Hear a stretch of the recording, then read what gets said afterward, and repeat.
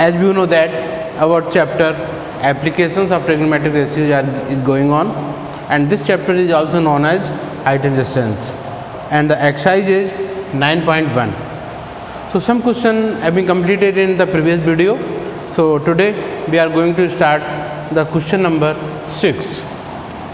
Question number 6, and the question is, सबसे पहले तो आप हाइट एंड डिस्टेंस में क्वेश्चन है जो है लिखा है आपका वर्ड प्रॉब्लम, उसको अच्छी तरह से पढ़ लें, क्योंकि अगर क्वेश्चन समझ में नहीं आएगा तो फिगर सही नहीं बनेगा, और फिगर सही नहीं बनेगा तो उसका सोल्यूशन भी सही नहीं होगा। तो सबसे पहले क्वेश्चन क्या कह रहा है, क्वेश्चन का क्या फिगर होगा, इसको अंडरस्टैंड करना बहुत ज़रूरी है। तो क्वेश्चन है, a 1.5 metre tall boy is standing at the some distance from a 30 metre tall building.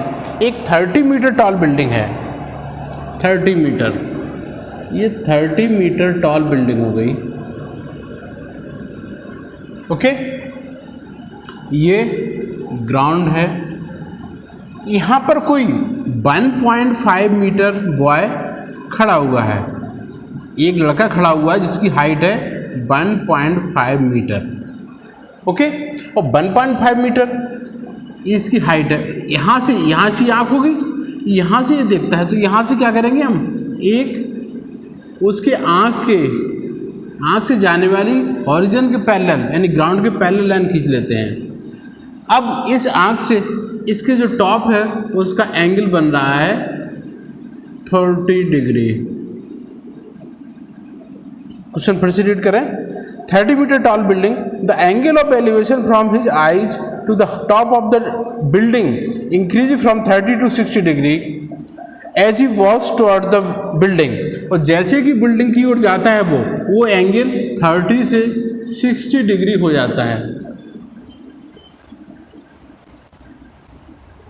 माना कि कुछ दूर चलने के बाद यहाँ से यहाँ गया वो, और यहाँ से यहाँ तक आने के बाद एंगल देखा गया, तो ये एंगल अब 60 डिग्री हो गया। Find the distance walk toward the building. Find करना है कि कितनी दूर यहाँ से यहाँ तक वो चला है, ये दूरी कितनी है। ये दूरी हमने x मान ली और इस दूरी को y मान लिया, ओके।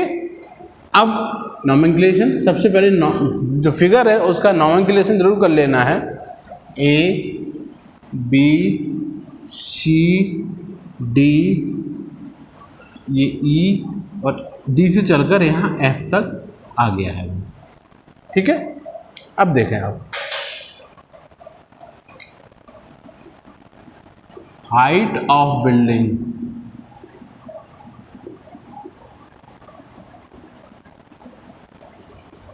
ए बी दी गई है आपको 30 मीटर।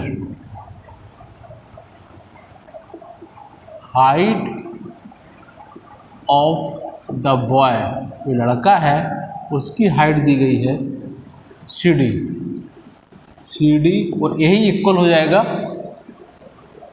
BE के, यही इक्वल BE होगा, इक्वल 1.5 मीटर।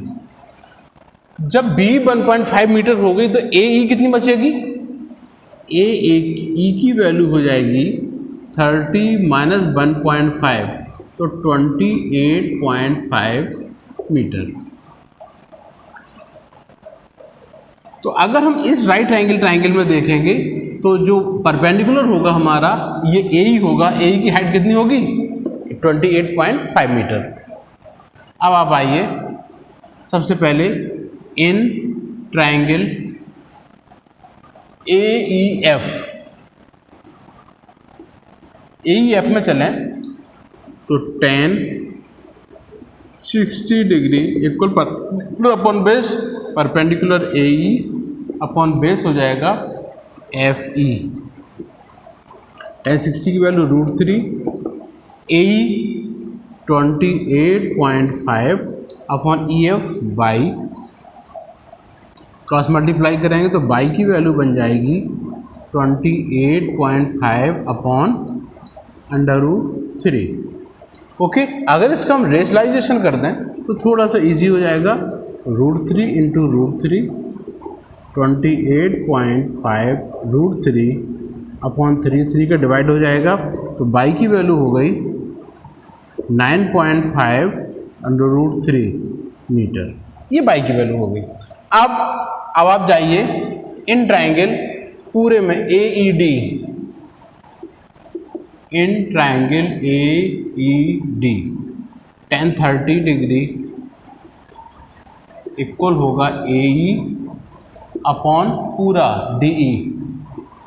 tan 30 की वैल्यू 1/√3, ए ई की वैल्यू दी गई है आपको पहले से 28.5 अपॉन डी की value x plus y. Cross multiply करें तो x plus y equal 28.5 under root 3। Y की वैल्यू पहले से पता है आपको, तो x प्लस बाई की वैल्यू ये रखी है 9.5√3, 28.5√3, तो x इक्वल हो जाएगा 28.5√3 माइनस 9.5√3। सब्ट्रैक्ट किया 28.5 से 9.5 सब्ट्रैक्ट करेंगे क्या मिलेगा 19.5 अंडर रूट 3 मीटर। तो डिस्टेंस कवर्ड इक्वल हो जाएगा 19.5 अंडर रूट 3 मीटर। ये आंसर हो गया। ओके,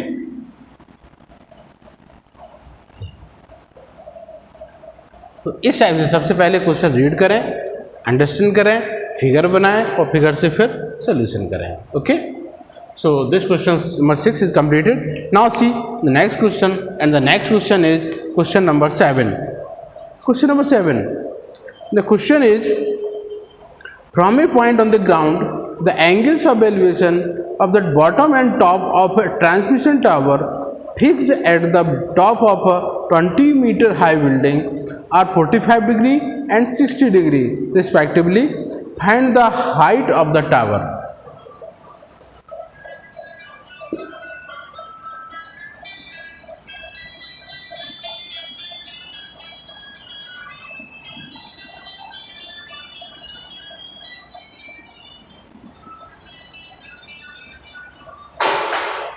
देखिए क्वेश्चन में कह रहा है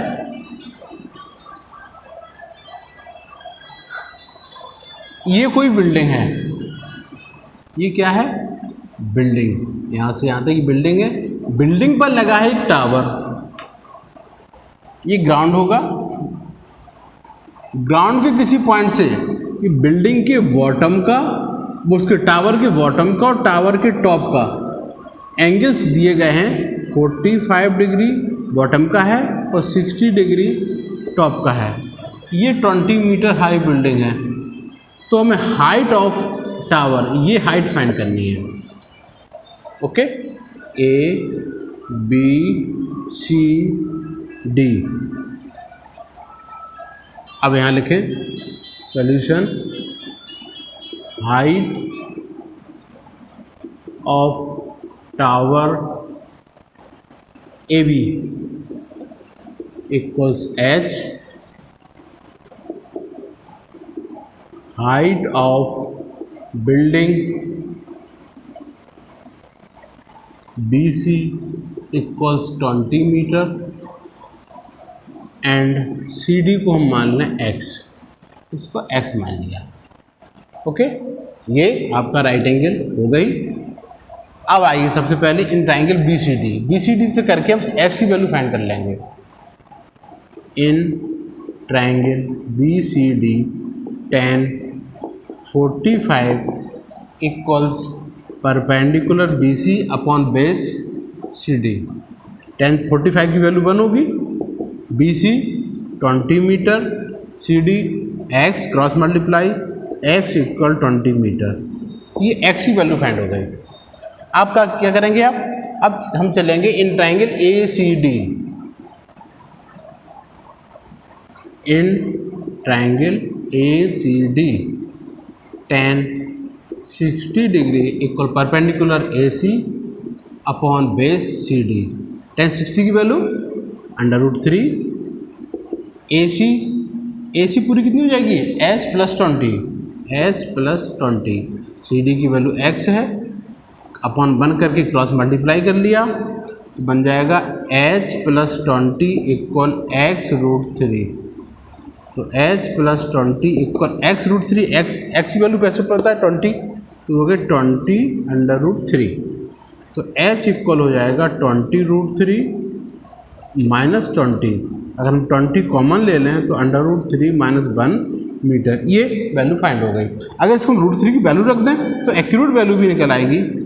√3 की वैल्यू होती 1.732 - 1, सब्ट्रैक्ट किया तो 20 × 0.732, देयरफॉर h इक्वल, इसका मल्टीप्लाई कर दें हम, क्या मिलेगा 4 6, तो h इक्वल हो जाएगा 14.64 मीटर। ये height of tower, therefore height of tower is equal to 14.64 metre. That's your answer. Clear? Now next question, that is question number 9।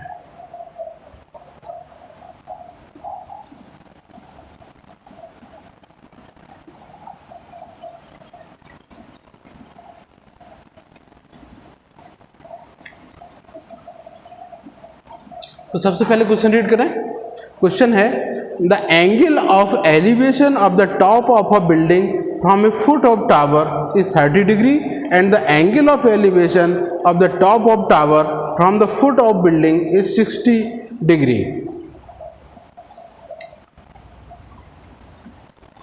ये टावर है, ये बिल्डिंग है। अब आपको ये कैसे पता चलेगा कि टावर ऊंचा है या बिल्डिंग ऊंची है? कौन सी चीज़ ज़्यादा ऊंची है, कौन सी छोटी है या इक्वल है, कैसे पता चलेगा? एंगल से। देखें, the top of building, the angle of elevation of the top of building from the foot of tower is 30 degree. Tower के फुट से बिल्डिंग के टॉप का एंगल दिया 30 डिग्री और बिल्डिंग के फुट से टावर के टॉप का एंगल दिया 60 डिग्री। तो टावर का एंगल ज़्यादा है, तो जो ज़्यादा एंगल है तो क्या होगा, हाइट उसकी ज़्यादा होगी। ये 30 डिग्री दिया है और ये एंगल दिया है 60 डिग्री। ये बिल्डिंग है और ये टावर है, A B C D। Tower is 50 metre height, tower की हाइट दी गई है 50 मीटर। तो हमें बिल्डिंग की हाइट फाइंड करनी है, हाइट ऑफ बिल्डिंग फाइंड करनी है। देखें solution question number 9, since height of tower AB is equal to 50 meter, height of building, that is CD, equal to H, and BC equal, let कर लें हम X, ये X हो गया। Okay, सबसे पहले in triangle ABC tan 60 degree equals perpendicular upon base, tan 60 √3, AB 50 and BC X।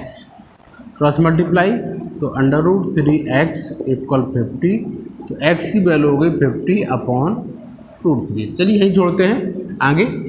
In triangle, अब आइए आप BCD, हमेशा राइट एंगल ट्राइंगल ही लेना है आपको। BCD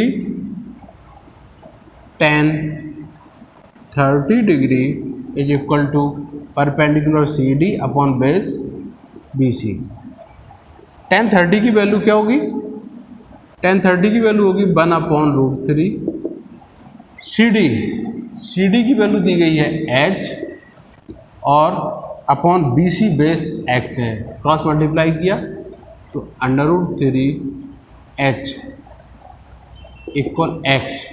√3h equal x value क्या है ये 50/√3, तो h हो गया 50/√3, अपॉन में आएगा तो √3 इंटू √3 3 हो जाएगा 50, ये हाइट निकल आएगी। इसको हम डेसिमल में चाहें तो लिख लें, h इक्वल हो जाएगा